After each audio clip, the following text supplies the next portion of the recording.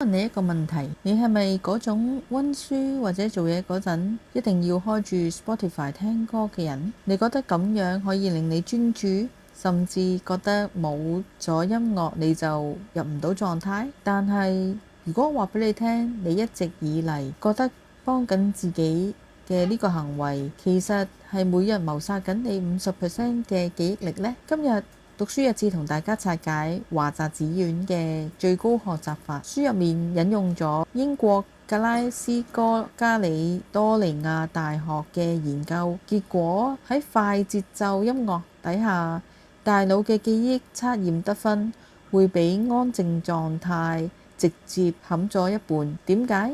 因為大腦其實唔識一心多用。當你一邊讀書，大腦一邊要處理音樂入面嘅語言信息同節奏，呢個叫做不相關聲音效應。你以為自己好嗨，其實你大腦喺度瘋狂切換頻道，攰到死啊！咁係咪代表溫書唔可以聽歌？唔係，關鍵係時機。真正嘅高手係喺溫書前10到15分鐘聽快歌。呢段時間音樂係用嚟熱身嘅，佢會刺激你大腦分泌多巴胺，令你興奮，提升你嘅短期記憶。但當你正式坐低打開本書嗰刻，你必須熄咗個掣，喺安靜入面爆發專注力。仲有一點好重要，任務嘅性質。如果你係喺生產線做緊重複工作，或者係喺 gym 度做緊重訓，聽音樂係神藥，可以減少痛苦感，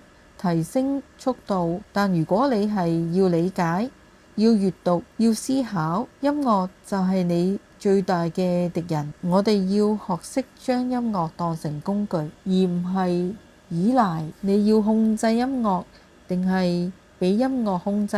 呢個係平庸同埋卓越之間嘅分別。3個行動建議： 1. 實行15分鐘熱身法，喺開始高強度學習或者工作前，聽15分鐘你最鍾意嘅快歌，例如 rock 或者 EDM， 提升情緒同多巴胺。但一進入狀態，立即切換到降噪模式或者係全靜音。 2. 區分任務播放清單，將工作分為腦力活同埋體力活。寫報告、背書嘅時候保持安靜，回覆簡單 email。 執屋、運動嘅時候先播快歌，提升節奏。 3. 利用白噪音處理人聲干擾。如果你喺咖啡店工作，聽到人講嘢會令專注力崩潰，因為人聲係語言訊息。呢個時候唔好聽流行歌，而係聽 YouTube 嘅大自然聲音或者係白噪音嚟遮蓋人聲，保護你嘅 alpha